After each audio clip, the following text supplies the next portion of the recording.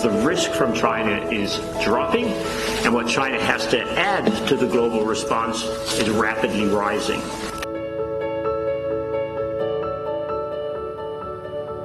The global community is simply not yet ready in mindset or with the materials to implement the measures that have been employed, the only successful measures we know so far to contain COVID-19 as it has here in China.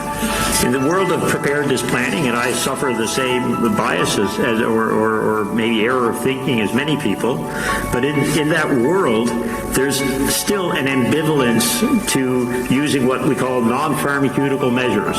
So we don't have a vaccine, we have a therapeutic.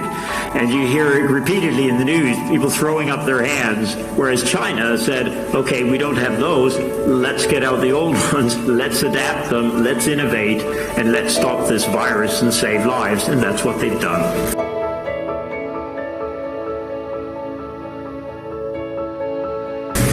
And I wanted to make sure that after a very intensive program of work here, that we shared with the rest of the world just how extraordinary the effort was here. And it's not to praise China, it's to open the door and have the rest of the world realize there is something that can be done as people are starting to despair that, oh, what can we do?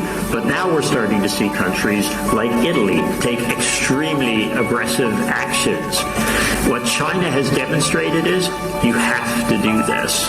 And if you do it, you can save lives and prevent thousands of cases of what is a very difficult disease.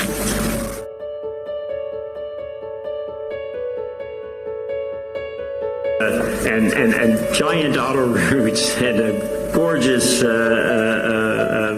hypermodern train station was silent. It was a ghost town. And behind, every window of these skyscrapers that we drove past, there were people. There were 15 million people were staying put in one place for weeks at a time to stop this disease. And as we spoke to the people we were working with in Wuhan, they said, this is our duty. We have to protect the world from this disease. This is our role. We'll play our role. And I just thought it's so important that we recognize that. And to the people of Wuhan, it is recognized. The world's in your debt. And when this disease finishes, hopefully we'll have a chance to thank the people of Wuhan for the role that they played in it, because many of us, many other people here have suffered, but the people of that city have gone through an extraordinary period, and they're still going through it. And there's so many stories like that in this response.